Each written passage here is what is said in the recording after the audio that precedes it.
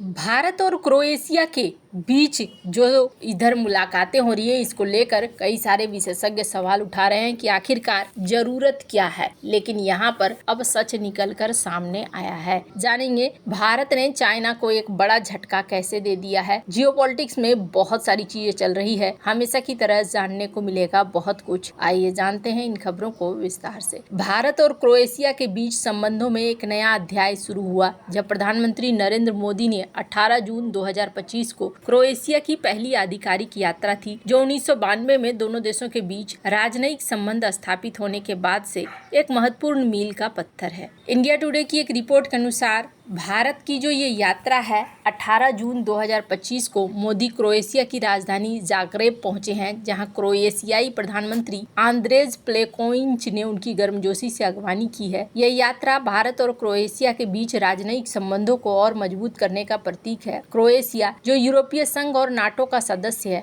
अपने भौगोलिक स्थिति के कारण भारत के लिए महत्वपूर्ण है। ये एड्रियाटिक सागर के पूर्वी तट पर स्थित है। इसके प्रमुख बंदरगाह रिजेका, स्प्लिट, पलो यूरोपियन ट्रांसपोर्ट नेटवर्क का हिस्सा है। ये बंदरगाह भारत के लिए यूरोप में निर्यात के लिए महत्वपूर्ण नोड है, खास करके जब सुएज और लाल सागर मार्गों में व्यवधान हो। दोनों देशों के बीच द्विपक्षीय व्यापार साल 2023 में 337 मिलियन अमेरिकी डॉलर था, जो अभी मामूली है, लेकिन इसमें वृद्धि की अपार संभावनाएं हैं। भारतीय कंपनियां क्रोएशिया को यूरोपीय यूनियन में प्रवेश के लिए रणनीति के रूप में देखते हैं, विशेष रूप से फार्मास्यूटिकल्स, IT और इंजीनियरिंग क्षेत्रों में। 2017 का भारत क्रोएशिया आर्थिक सहयोग समझौता, 2001 का द्विपक्षीय निवेश संरक्षण समझौता, साल 2021 में शुरू हुआ भारत क्रोएशिया स्टार्टअप ब्रिज इस संबंध को और मजबूत करते हैं। मोदी ने क्रोएशिया के महत्वपूर्ण उद्योगों जैसे फार्मास्यूटिकल्स, कृषि, सूचना प्रौद्योगिकी, स्वच्छ प्रौद्योगिकी, डिजिटल प्रौद्योगिकी, सेमीकंडक्टर में निवेश बढ़ाने की भारत की प्रतिबद्धता की घोषणा की है। उन्होंने क्रोएशियाई कंपनियों को भारत के सागरमाला प्रोजेक्ट में भाग लेने के लिए आमंत्रित किया, जो बंदरगाह आधुनिकीकरण, तटीय क्षेत्र विकास और मल्टी मॉडल कनेक्टिविटी पर केंद्रित है।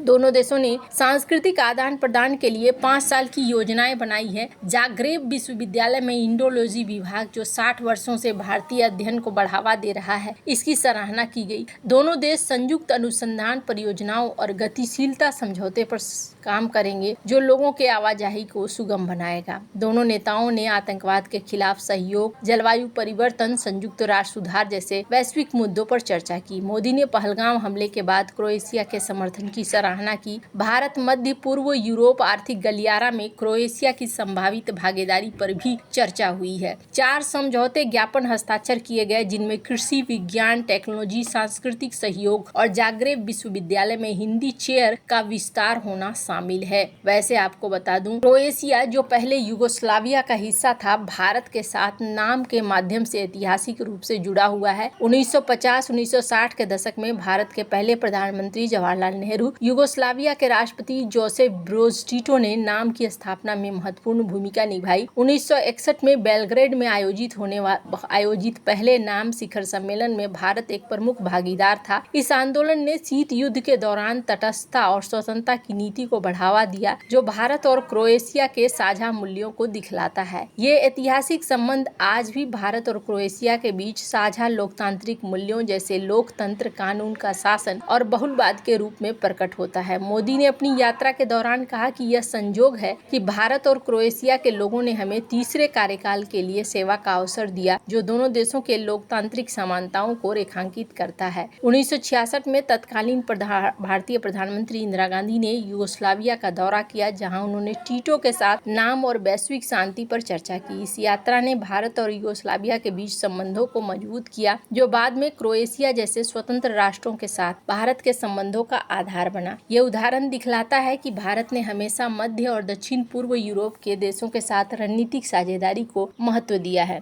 मोदी की क्रोएशिया यात्रा भारत की यूरोपीय रणनीति का हिस्सा है, जो यूरोपीय यूनियन के साथ संबंधों को गहरा करने, वैश्विक आपूर्ति श्रृंखलाओं में विविधता लाने पर केंद्रित है। क्रोएशिया की रणनीतिक स्थिति इसे भारत मध्य पूर्व यूरोप आर्थिक गलियारे में एक संभावित नियमित भागीदार बनाती है, जो साल 2023 के G20 शिखर सम्मेलन में शुरू किया गया। ये गलियारा वैश्विक व्यापार मार्गों के लिए एक विकल्प प्रदान करता है। बंदरगाह और शिपिंग की बात करें तो क्रोएशिया के बंदरगाह भारत के निर्यात के लिए महत्वपूर्ण है। सागरमाला प्रोजेक्ट में क्रोएशियाई कंपनियों की भागीदारी से दोनों देशों को लाभ होगा। भारत का क्रोएशिया स्टार्टअप ब्रिज AI, हरित प्रौद्योगिकी, रोबोटिक्स में सहयोग को बढ़ावा देगा। फार्मास्यूटिकल्स की बात करें तो भारत और क्रोएशिया में इन क्षेत्रों में निवेश बढ़ाने की योजना बन रहा है, जो वैश्विक आपूर्ति श्रृंखला में भारत की स्थिति को मजबूत करेगा। जाग्रेब विश्वविद्यालय में इंडोलॉजी विभाग 2024 में क्रोएशिया में 65 योग आयोजनों ने भारतीय संस्कृति की लोकप्रियता को दिखलाया है। जाग्रेब विश्वविद्यालय में हिंदी शेयर का 2030 तक विस्तार भारत की सांस्कृतिक कूटनीति का हिस्सा है। ये समझौता दोनों देशों के बीच लोगों की आवाजाही को आसान बनाएगा, जिससे शैक्षिक और पर्यटन संबंध बढ़ेंगे। क्रोएशिया ने पहलगाम हमले के बाद भारत का समर्थन किया, जो आतंकवाद के खिलाफ साझा रुख को दिखलाता है। दोनों देश संयुक्त प्रशिक्षण, सैन्य आदान प्रदान, रक्षा उद्योग साझेदारी के लिए एक दीर्घकालिक योजना बनाएंगे। भारत अपनी अंतरिक्ष विशेषज्ञता क्रोएशिया के साथ साझा करेगा, जो एक नया क्षेत्र है। क्रोएशिया की यात्रा भारत के यूरोपीय यूनियन के साथ रणनीतिक साझेदारी को मजबूत करती है, खासकर जब साइप्रस 2026 में यूरोपीय यूनियन की परिषद की अध्यक्षता करेगा। क्रोएशिया के बंदरगाह IMEC में भागीदारी भारत को वैश्विक व्यापार में एक महत्वपूर्ण खिलाड़ी बनाते हैं। प्रधानमंत्री नरेंद्र मोदी की क्रोएशिया यात्रा भारत की वैश्विक कूटनीति का एक महत्वपूर्ण कदम है। ये यात्रा न केवल भारत और क्रोएशिया के बीच आर्थिक, सांस्कृतिक और रणनीतिक संबंधों को मजबूत करती है, बल्कि भारत की यूरोपीय रणनीति को भी गति देती है। ऐतिहासिक उदाहरण जैसे नाम में भारत और यूगोस्लाविया का सहयोग और गोवा में क्रोएशियाई मिशनरियों की भूमिका दोनों देशों के बीच गहरे संबंधों को दिखलाते हैं। 4 MOU, सागरमाला में सहयोग, अंतरिक्ष जैसे क्षेत्रों में साझेदारी ने ऊंचाइयों को छुआ है।